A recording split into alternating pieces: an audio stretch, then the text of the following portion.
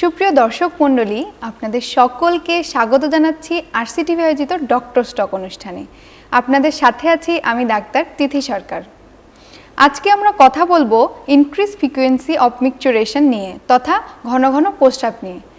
আজকে আমাদের মাঝে উপস্থিত আছেন ডাক্তার মোহাম্মদ এশারত আলী স্যার, সহকারী অধ্যাপক ও বিভাগীয় প্রধান, ইউরোলজি বিভাগ, রংপুর কমিউনিটি মেডিকেল কলেজ এবং হাসপাতাল। স্যার, আপনাকে স্বাগতম।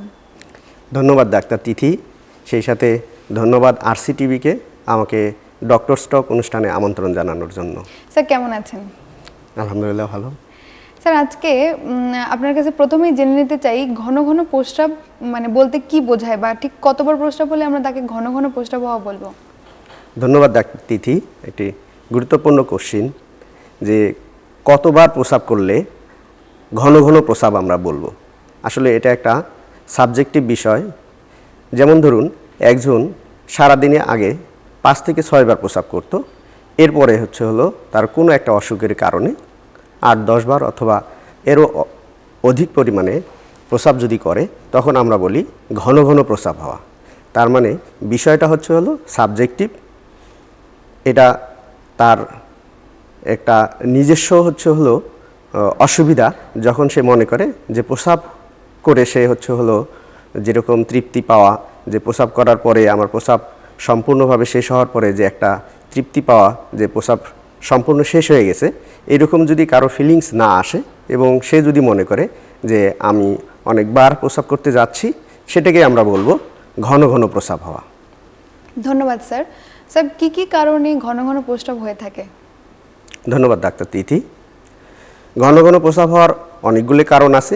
এর ভিতরে একটা অন্যতম কারণ হলো ইনফেকশন।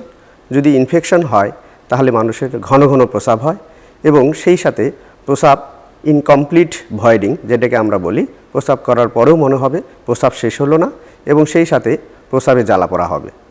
এছাড়াও যেটা গুরুত্বপূর্ণ বিষয়, সেটা হচ্ছে যে প্রস্রাবের থলি থেকে যে প্রস্রাবের রাস্তা বের হয়ে আসছে, এই প্রস্রাবের রাস্তায় যদি কোনো কারণে বাধা থাকে, তাহলে প্রস্রাবের থলিতে এক ধরনের পরিবর্তন দেখা দেয়। এই পরিবর্তনের ফলস্বরূপ মানুষ ঘন ঘন প্রস্রাব করে।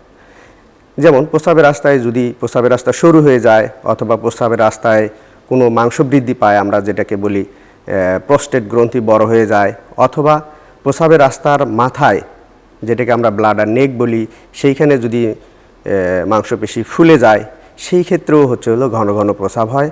এবং প্রস্রাবের থলিতে যদি কোনো টিউমার হয়, অথবা প্রস্রাবের থলিতে যদি কোনো পাথর হয়, সেই ক্ষেত্রেও ঘন ঘন প্রস্রাব হতে পারে। ধন্যবাদ স্যার। স্যার, যদি কারো ঘন ঘন প্রস্রাব হয়েই থাকে, সেক্ষেত্রে করণীয় কি? যদি ঘন ঘন প্রস্রাব হয়, সেই ক্ষেত্রে আমরা খুব কমন যে ভুলটা করে থাকি, সেটা হচ্ছে যে আমরা দোকানে গিয়ে অনেক সময় হলো প্রস্রাব ঘন ঘন যাতে না হয় সেই ওষুধ কিনে আমরা খাই। এই ওষুধটার কাজ হলো প্রস্রাবের থলির মাংসপেশিকে সংকুচিত করতে না দেওয়া। তো ধরুন, প্রস্রাবের রাস্তায় একজনের কোনো কারণে বাধা সৃষ্টি হয়েছে।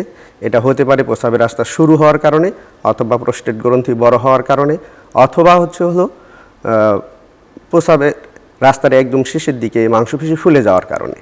তো এই ক্ষেত্রে যদি আমরা এই ওষুধটা খাই, তো সেই ক্ষেত্রে হলো প্রস্রাবের থলি আর বেশি সংকুচিত হবে না। প্রথম দিকে কিছুদিন দেখা যাবে প্রস্রাবের ফ্রিকোয়েন্সি যেটা ছিল ঘন ঘন প্রস্রাব হওয়া, সেইখান থেকে আরোগ্য লাভ করবে, কিন্তু পরবর্তীতে প্রস্রাবের থলিতে অনেক বেশি প্রস্রাব জমা পড়বে, যেটা পরবর্তীতে কিডনিতে গিয়েও জমা পড়বে এবং পেশেন্টের জন্য অনেক বেশি ক্ষতিকারক। এই জন্য আমরা বলি যে প্রস্রাব ঘন ঘন হলে অবশ্যই ডাক্তারের নিকট, একজন বিশেষজ্ঞ ডাক্তারের নিকট আসতে হবে এবং কিছু পরীক্ষা নিরীক্ষা করতে হবে। এর ভিতরে অন্যতম হলো একটা আল্ট্রাসোনোগ্রাম করা, এবং সেই সাথে সেই আল্ট্রাসোনোগ্রামের মাধ্যমে প্রস্রাবের আগে তার প্রস্রাবের থলিতে কতটুকু প্রস্রাব জমা ছিল, এবং প্রস্রাব করার পরেও প্রস্রাবের থলিতে কতটুকু প্রস্রাব জমা আছে, এটা অবশ্যই দেখে নিতে হবে। এই ক্ষেত্রে যদি আমরা দেখি যে প্রস্রাবের থলিতে প্রস্রাব করার পরেও কোনো প্রস্রাব জমা নাই, সেই ক্ষেত্রে আমরা ব্লাডার সিডেটিভস ওষুধগুলো দিয়ে থাকি, এবং সেই সাথে কি কারণে তার ঘন ঘন প্রস্রাব হচ্ছে সেটা চিকিৎসা অবশ্যই তাকে দিতে হবে। যেমন পাথর থাকলে পাথরের চিকিৎসা দিতে হবে, প্রস্রাবের থলিতে যদি কোনো ক্যান্সার থাকে সেটার চিকিৎসা দিতে হবে, প্রস্রাবের রাস্তা সরু হয়ে গেলে সেটারও চিকিৎসা নিতে হবে, অন্যথায় তার উপকার আছে, পরবর্তীতে ক্ষতি বেশি হবে। সুতরাং ঘন ঘন প্রস্রাব হলে অবশ্যই একজন বিশেষজ্ঞ ডাক্তারের শরণাপন্ন হয়ে চিকিৎসা নিতে হবে।